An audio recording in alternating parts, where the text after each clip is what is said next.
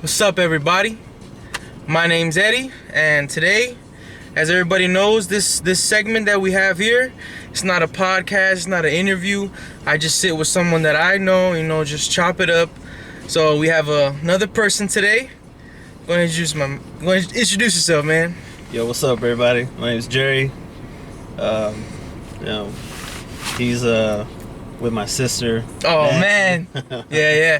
So tell me, Jerry. Tell me a little bit about yourself. Introduce yourself to the people. I don't have like a big following, but like a couple people watch. Yeah. Well, like I was telling Eddie that I moved out here 17 years ago, and I never really liked it. Man, that kind of hurt me. I'm like, oh man, I love the Valley, man. Who doesn't like it? So tell me a little bit about growing up in LA. What was that like for you? We lived right in the heart, right in Hollywood, and Hollywood then isn't what Hollywood is now. It's a huge tourist attraction, and back then, if you weren't selling, using, or banging, you had no reason to be on the Hollywood stars, walking up and down those streets, because there wasn't much, to do up there. It was infested, and now you see 10 times as many tourists as you did back then. Mm-hmm. People weren't safe they didn't feel safe walking around. Yeah. So, you said you came around what year again? It was around 01, 02. Came out here. That's crazy because when I was really young, my first real memories was in South Central. That I was like 4 or 5, and that's like in 99, 2000, 01. And my experience was pretty crazy, like you said, like the gang violence, and I was in predominantly like a black neighborhood. So a lot of drive-bys, a lot of rah-rah and stuff like that, and when I moved out to the Valley, like, it felt like home to me. It felt like I was right where I was supposed to be, and I guess, I just, it's always been home to me, so I always just felt real comfortable here, Yeah, I feel you. At that age, fuck, what was I doing at that age, just... 4 and 5? Fuck, puro desmadre, Yeah? Fucking around, dude. What was young Jerry getting into, man? Tell me something about that. Man, well, young me, it was just me and my older sister, and Pop's always working. Yeah. When Mom wasn't working, she was trying to get straight with her physique. She was trying to stay healthy, going to the gym. So we was pretty much on our own all day, all night, and it was different growing up back then. We could walk fucking from here to there, everywhere, and people wouldn't worry. Your parents wouldn't worry about where you are, where you've been. There wasn't any cell phones back then. They couldn't just track you down, and you'd have to wait until they get home, or they would wait for you until you got home to make sure you was all right. Yeah. But independence, man, back then was huge. It kind of reflects on what you are as an adult now. Like, you can't have your kids grow up that way. Like, you hear about so many things happening anywhere, actually, and you kind of put things into perspective. Like, I can't have my kid growing up like that. The things that could happen, yeah. Yeah, do you think technology was a positive for the new generation? Like, now kids are just on their cell phones. They're not really walking on the streets and stuff like that, and you're not gonna wait on your kid. They're gonna call you if they need you. Like, you think it's a positive or negative? What do you think about that? Well, I think it goes both ways, honestly. I agree. Yeah. You have, positive the positive points of, you're able to track your kids. You're able to monitor what they do, what they see, what they play, who they talk to, especially, or who talks to them. Yeah. And it's also a negative because it kind of takes away from being a kid. You're glued to your phone, you're glued to your iPad, anything that's handheld nowadays, electronics, is just makes kids into zombies, man. And, Yeah.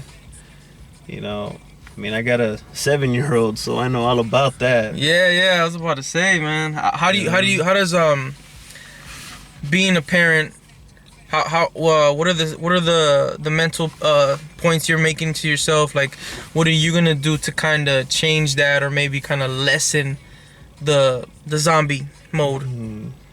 Well, you try to monitor the amount of, gaming that they do on their phones, but it's just sometimes it just breaks your heart. Like, your kid just came home from the sitter or from school, and all they want to do is blow some steam and get on the phone, get on the iPad. So there's for sure monitoring of all of it. It's like, hey, you could be on your phone, you could be on your iPad for an hour, but after that you're gonna do your homework. Yeah. And after homework or before.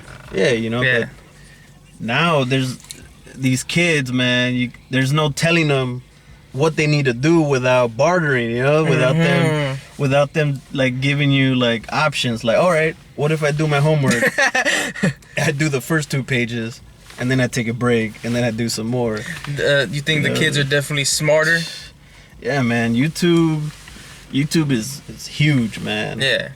And there's days when I'm having conversations with them, and I'm just like, what did you just say to me? Like, I didn't learn that word till Who told you that? Yeah, man. He's telling me words I didn't learn till like my sophomore year. Yeah.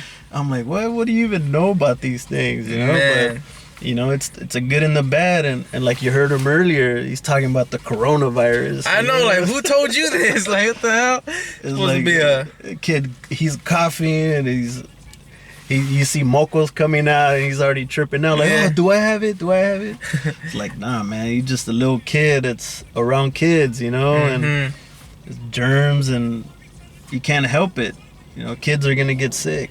Yeah. What do you think about the coronavirus and all the crazy shit that's happening? Man, being in the medical field. Oh, that's true, man. Me personally, I think it's something that it's serious, but I don't think it's as serious as it's being portrayed. Me, because I'm not in the medical field. I just look at my phone, corona. I think it'll kind of it'll blow over, and it's gonna be something that's present, but not something that's crazy that needs to be like it doesn't need the reaction that it's getting. I mean, that's what I think. Yeah, but that's just how people act, man. It's like you might as well tell them it's the end of the world, and then they just go crazy, and it's crazy that you bring that up too, because it brings back memories from, I don't know, you were young then, but Y2K, you familiar with Y2K? No, I don't even know what that is. I heard about it, yeah. This was 1999. Oh man, no, I was just walking around. Yeah, as we speak, maybe someone's Googling it right now. Yeah. Like, yo, what the fuck was Y2K? So basically in 99, everyone was freaking out. Same thing, it just like this, and fucking 20 years ago, almost 20 years ago. And people were freaking out because they saying that when it came to the year 2000, everything was just gonna stop. There was like a ticking clock. It was just gonna end. Like the battery life was just gonna end. So people were freaking out about electronics, electricity, just anything that was man-made to be self-sufficient for our society. Yeah. And then I guess you could say it was the peak of electronics, in the 90s, the late 90s. And man, it reminds me of what's happening now. People going out buying like 5 cases of water. It's like the same thing. The same thing, but it wasn't like a virus or illness. It wasn't that type of threat, but it was a threat upon like our existence, because it's like, how are you gonna survive without electricity? How are you gonna survive? It's just like the world's gonna go black, basically. So it was scarier then. So people doing that countdown, it was much more different. It's like you're doing a countdown to death. It's like 5, 4 people holding each other. 3, 2, and then. How are you feeling at that time? Did you feel like it was the end of the world? Nah, man. I got school tomorrow. I'm like, For real. I mean, what was that, 99? I was what, 14, 15? mm-hmm. I was like, yo, I don't have to go to school, you know? Like, No more school. no more school for me. I'm straight. Yeah. You know, when you're a teenager, there's very little things that really bother you, you know? Yeah. And, I mean, for me, I was already living in the valley, and like I was telling you, like, I had no friends, you know, just family. And whenever I would see my friends would be at school, you know, and lucky for me, I was that idiot that would go to summer school every year. So Yeah. I legit went to school year round. My summers man. were in school, man. Yeah. You know, get to meet people from all over LAUSD. Mm-hmm. It's So crazy. tell me about that transition, LA, coming to Sun Valley. Tell me about that, man. Because my bad. When I was younger, I moved around a lot. Like every other year, moving, meeting new kids. So I got used to it, and I got comfortable in that space where, oh, I'm the new kid. I gotta meet everybody and make new friends. Like, I was cool like that. Yeah, nah, man, that definitely was not me. I was going into junior year, and you know, I was big on sports, mainly baseball, and you know, I figured, fuck, what, I'm gonna have to make new friends, new teammates. I'm gonna have to fight for my spot that I already have on lock here at my school. Mm-hmm. You know, that was my big worry. Is like I only have 2 years to prove myself. You know, Mm-hmm. so that was more challenging for me. Like friends, I didn't really care too much, but just, you know, the whole baseball thing for me. And although I realized that the school I was supposed to go to was really good, really good in baseball, and well, my school was garbage. Mm-hmm. And you know, it was just the feeling like I'm gonna regret not sticking it out with my team, you know. But I mean, it was a challenge, man. I would hop on the train. I wouldn't get home till like 7, 8 coming from LA. Oh, so you go back to LA? Yeah, Okay, you were, every like, morning. Every morning I'd go from here to LA, and luckily my sister worked like maybe 20 minutes from my school, so she would drop me off, and I'd have to wait for her to get off of work, or she'd have to wait for me to finish practice, which was like 5, 6. So I spent the last 2 years of my high school going, you know, in the car with my sister, you know, almost 2 hours every day. And So tell me about that bond with you and your sister. It seems like you guys were very close. oh man, she's like my second mom, if not my first mom. Yeah. She's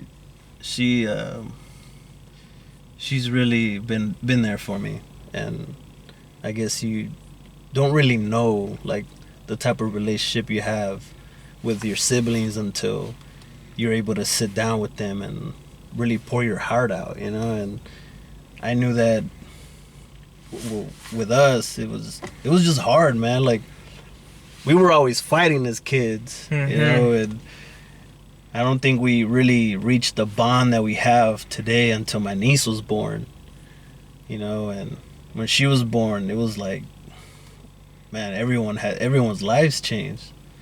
You know, I became a young uncle, and she was a young mom. My parents were young grandparents, so it was a learning curve for everyone. And I think from that point on, it was like, hey, we all have something in common. So, the baby. Yeah, so the baby kind of brought us all together, and Wow, that's dope. you know, it's crazy. And she was, I was there for her, she was there for me, and you know, she was someone I look up to, you know, to this day, you know. And if you interviewed her, she'd probably be like, yeah, I look up to him though. You know? You really think she'd say that? Yeah, man, I think so. That's cool, man. It's just the bond we have, you know.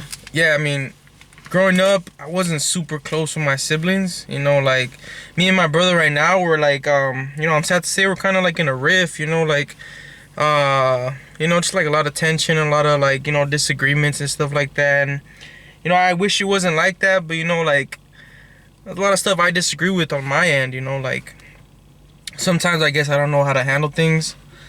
So you know, we're just at a like a standstill. You know, like he feels a way, I feel a way.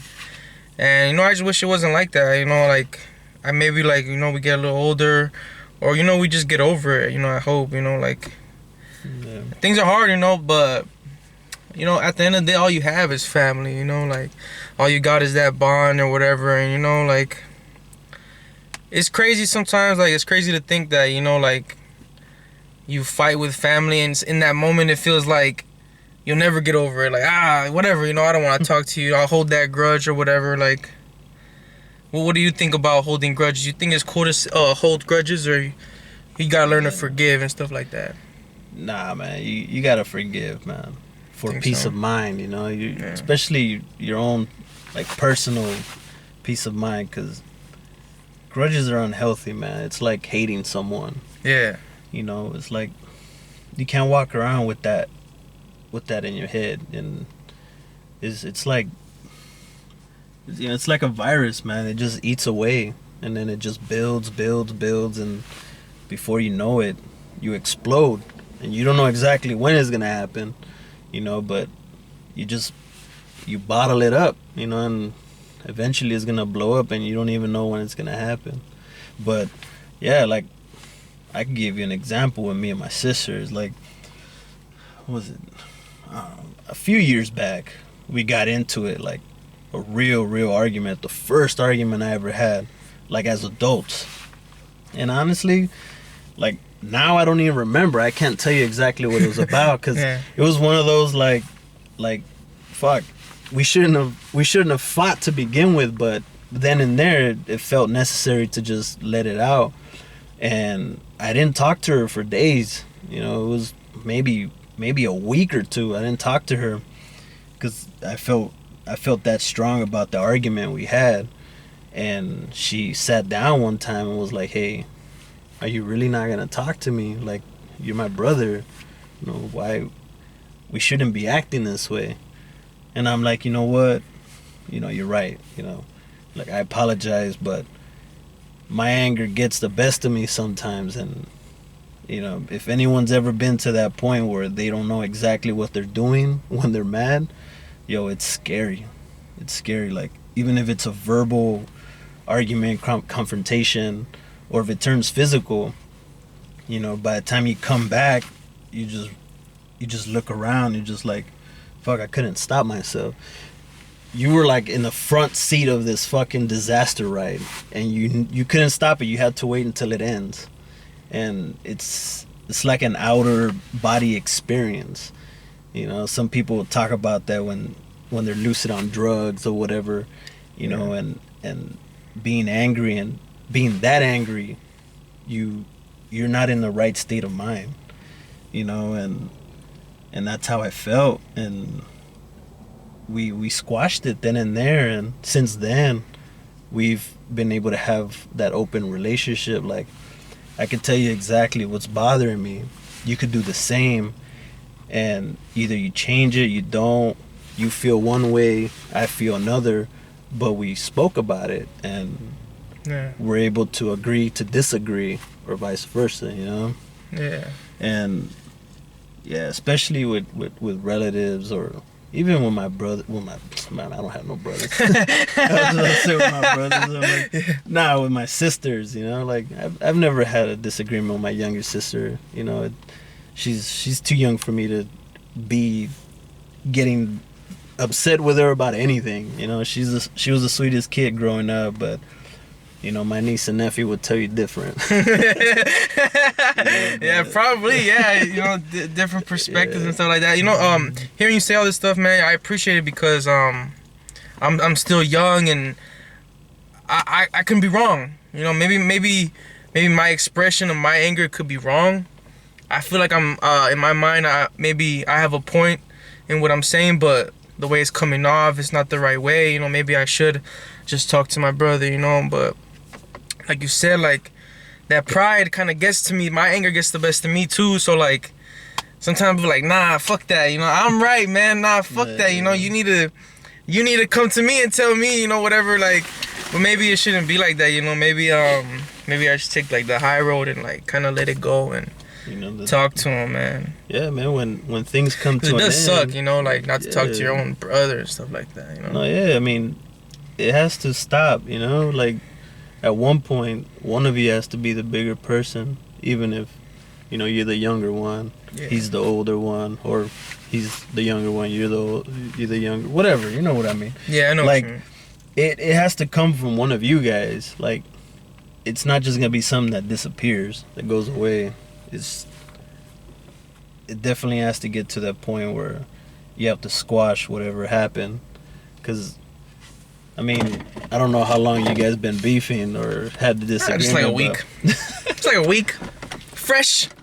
You know, but like, when someone has anger or hates towards somebody, shit, anything they say and do just bothers you, gets on your nerves. The smallest shit, you know, and you blow things out of proportion because you have that hate, you know, and you know, God forbid something happens to one of you guys, and what's gonna be your last memory, you know?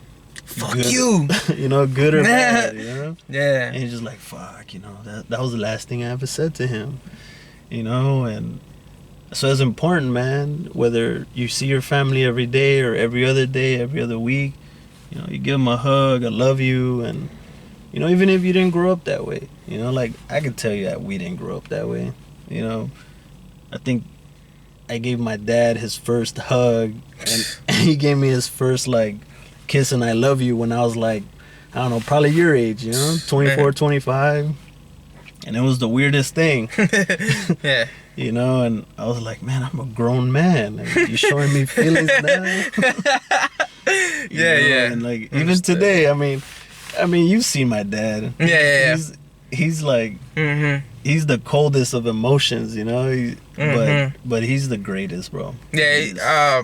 Knowing your dad and stuff like that, it's kind of like I kind of respect that, you know, because he is who he is, and you know, like you gotta just take people for who they are, you know, like me personally, you know, not being related to him, but just, you know, I got respect for him, you know. Yeah. So, kind of coming to an end because the food's ready. I'm gonna take it back to the house, you know what I'm saying? Get some good food in. Tell me a little bit about what you got going on and Cali sticks, and you know, tell me about that, man, so we can get out of here and go home. Well, for about 4 years now, I've been, you know, spray painting my bats, and you know, first I started off making them for my friends, and I was a little scared to, you know, take that step into, I guess, business, what you call it, but I kept it as a hobby, you know, because I didn't want to feel like I failed at my business, you know, rather than, you know, this is something I like doing. If you like it, cool. If you don't like it, fine, you know. But I feel like everyone's hobby can get them, you know, a little extra paper. Yeah. And, you know, it was slow, but I had friends that, you know, supported it. And it slowly grew, and it's still growing.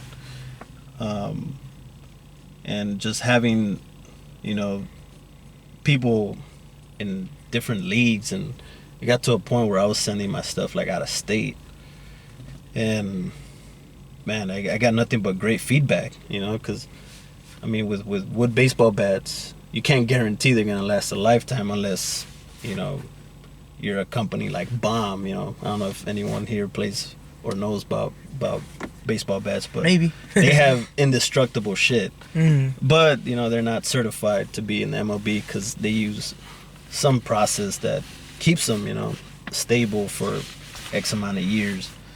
And right now I'm just kind of like slowing down because I recently moved, so there's not much space where I'm at, so all my stuff is stored away, and just looking for the opportunity to come out and, you know, bang some more bats out. Yeah, let's get Cali raining. sticks back, man. You know, let's get that shit back going, man. It's raining out here. Oh, that's true. You know, all my shit's outdoors. But that's true. That's true. We would have been doing this video. You would have been seeing me with a Montana can, you know, getting to work. But, you know, also doing bottle openers. And, okay.